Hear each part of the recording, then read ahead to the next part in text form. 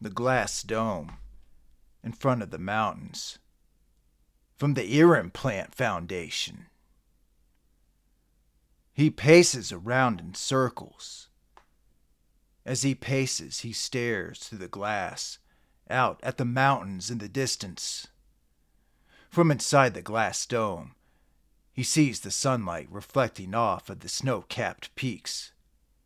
The glow brings inspiration and wonder, along with frustration and longing, because he is still trapped inside the glass dome, cut off from the outside world.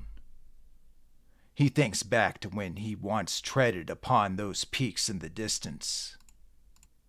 He once walked along those heights, where he was baptized by icy wind. He became initiated into an unformed religion on those ridges, felt the process of transformation take effect, a metamorphosis into something more than human. While trapped in the glass dome, he replays his memories of staring down at the ground below, from thousands of feet above, suspended above the mundane world. He remembers the feeling of growing a third lung in the thin air. During his time in the mountains, he had become aware of his senses evolving. His weaker former self, born of the flatland below, had been dying away. That former self, who had once stared up at the mountains with feelings of intimidation, could not have imagined what he would later become among the alpine spires. But before his transformation was complete, he found himself on the flat ground below, staring up at the mountains in the distance, while trapped inside a glass dome. He reaches out to the distant peaks, but his hand taps against the glass. His memory still burns strong, along with the blinding sun rays of high elevations. He looks out to where he once planned to build his own kingdom. In some valley, now distant from where he is now entrapped, he would have built a home as a shrine to the spirits he once conversed with when his mind was open to their presence, when he stood where the earth met the sky. Yet by some unseen force, he was taken away from his path of ascension to be left confined within those glass-domed walls, all with no explanation as to why he was excommunicated. He paces around in circles, walking with a limp, staring down at the scars on his feet. He sees where the barbed wire had been wrapped, remembered the pain he had awakened with when he awoke in the glass dome with the thorn bindings tearing into his toes. After a time of agony and immobilization, the unseen force that had put him in the glass dome was merciful enough to take the barbed wire bindings off, but the after effects still lingered. Above the scars on his feet, he still has the mark of the snake bite on his ankle, the last thing he had remembered before waking up in the dome. He had been climbing through a summit through a cloud when the serpent slithered out from underneath a rock, and he only saw it when its fangs dug in before he lost consciousness. Above the fang marks on his ankle, his wrists are still marked with the rope burns from when the ropes that had dragged him down from the summit were tied maliciously tight. From inside the glass dome, he sees shadows of what his life may have been. He sees places up above where he could have grown wings to soar above the world that he was born into, the world he left behind when he began his journey. He limps around in circles, alternating his gaze in between the views of the summits up above and far away, and the closer world outside the dome. There is a small slit in the glass, much too small to even stick an arm through, but enough to speak out of and to hear through. Still, communication with the outside is always vague, as he is separated from those speaking by the glass. Those outside have no answers as to why he was put there. After the snake's fangs punctured his ankle and his vision went black, something must have swooped down and grabbed him. He was taken from his perch and left confined to exile. He speculates about some malevolent spirit, a fallen god, with desires to rule the world according to its own dark vision. He suspects that this demiurge could not stand the sight of him taking his steps to become godlike himself. Maybe this entity was sent by some greater dark force on a mission to bring disruption. Or maybe it was a sadistic demon taking revel in acts of cruelty for its own sake. Or maybe it was some spirit of fate set to bring balance to the world by bringing him down from the heights to put him in his place. Within the curved glass walls of the dome, he sees the mundane lives moving around him, and sees the pathways that bridge the earth and the heavens above. Yet he can join neither, and he can only pace around in circles as much as he can with the lingering pain in his feet. In his restless agitation, he would be willing to abandon the pathways above for the commonplace world directly outside. Just to be outside the glass would be a blessing. Yet he could only watch the lives around him through the glass as those outside play their day-to-day games. As time goes on, the longing just to be outside becomes overwhelming. The mystery of the reason for his imprisonment adds to the angst. Still, the entity that dragged him down from the heights left a hole in the floor of the dome for him to peer through. When feelings of damnation grip his chest, he looks down into the hole and sees a world of greater misery than his own under the ground beneath the dome.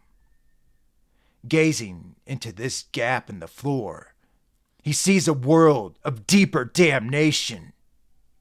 Below is a procession of lost souls, cloaked in tattered gray robes, wandering aimlessly through clouds of smoke. They walk amongst pathways lined with impaled bodies writhing on their stakes. As they wander through their world of torment, their ears are assaulted by the screams of those further below them who burn incessantly in pools of magma. He only gazes into that grim portal as a reminder that he is only partially damned. Though he feels cheated of his destiny, he settles on the realization that he is still only in a purgatory of confinement, allowed to walk in circles, with views of the outside. Whatever spirit arranged his imprisonment allowed him rations to sustain him, to give him just enough strength to allow his pacing around in his circular path. He thinks about how the entity who brought him here could have easily struck him down with a bolt of lightning while he walked through the clouds. It could have breathed an overpowering gale down on him and sent him flying down into a ravine. It could have rained rocks down upon him to crush his skull. Yet it had chosen none of these, and instead ripped him away from the higher ground, leaving him wounded, allowing him to partially recover, but left him to walk around in circles, entrapped in glass, and wondering why. His sentence was not given a timeline. He sees day after day fade behind the peaks as they swallow the sun, but he is never given a clue as to when or even if he will ever be released. In moments of overpowering frustration, he beats his fist against the glass walls. Cracks form that let cold air seep in before the glass seals itself back up. Then he continues to pace around, as much as his still healing feet can stand, and eventually lies on the floor of the dome exhausted. Lying down, his imagination forms plans for a time that may come, when he is on the other side of the glass. He dreams while asleep and while awake of seeing his healed feet below him, walking on a ridgeline high above the flat ground below, approaching a pointed summit, its icy breath greeting him as it did during the days of his ascension. These dreams fade into a return to wakefulness in the dead air of the dome.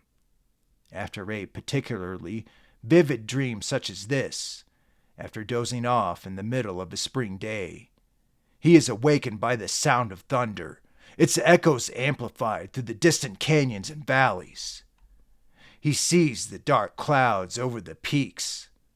Their bases form dark blue curtains, pouring their contents onto the crests below. Lightning sparks downward, furious transmissions from the sky to the earth.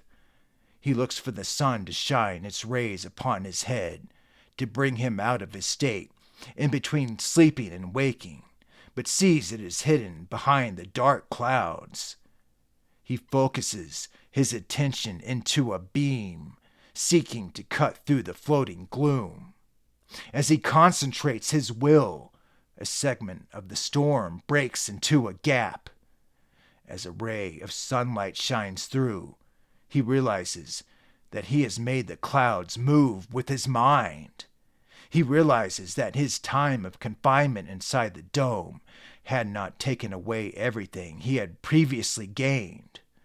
With the remnants of his formerly evolved self now reawakened, he intensifies his telekinetic assertion, this time forming the clouds back together and building up the heights of their thunderheads. The clouds then tower up into the atmosphere, charged with flashes of electric light that radiate blue flashes off of the glass. Then he pulls this stormy mass towards him, towards the glass dome. As the storm moves toward him under his command, the sky flashes and the earth trembles, as if a battle between the gods was raging in the sky. The curtain below the clouds grows thicker and darker as they spill forth their fury onto the ground below. Blasts of wind, like the breath of an angry deity, smash against the dome, along with the first blast of sideways falling rain as the storm clouds move out of the mountains and onto the flatland below. The sky and the entire ground flash with blue and white, with one electric burst after another, as the clouds move closer and the drops of rain turn into pellets of ice. The pellets grow larger, smashing into the dome, harder and harder, as the winds grow stronger, propelling tree branches into the air. As he watches this barrage against the dome, he sees the falling ice become as thick as his fists. Then cracks start to form in the glass above him. The cracks are at first sporadic, then they become larger and join together. Soon shards of glass rain down on his head. He lies down on the floor as it becomes soaked with water, keeping his eyes covered. A deafening roar sounds through the gaps in the dome. More glass rains down with bursts of cold water and then fist-sized blocks of hail. He keeps his eyes closed tightly, takes his hands away from his eyes to cover the back of his head and neck. The hailstones smash into him along with chunks of glass, cutting into his arms and legs. He is no longer in control of the tempest. It becomes stronger than he had willed it to be and propels itself out of its own fury. He feels a strike on his head that his hands are useless to shield, and he loses consciousness. He wakes to the sun in his eyes and pain all over his body, with a throbbing in his head. He feels like his skull is trying to twist into a knot. When he first opens his eyes, the light is overwhelming. When his vision comes into focus, he can see blood running down his arms and legs and can feel more blood running out of his head. He is surrounded by hailstones and shards of broken glass, but he is still alive, and the glass dome is no more. As his vision becomes more clear, he stands up, careful not to step on shards of glass. The air is crisp from the passing storm. Though beaten and lacerated, he takes in a grateful breath of the air outside the remains of the dome. Then he sees the white peaks in the distance, glowing in the light of the sun. The end.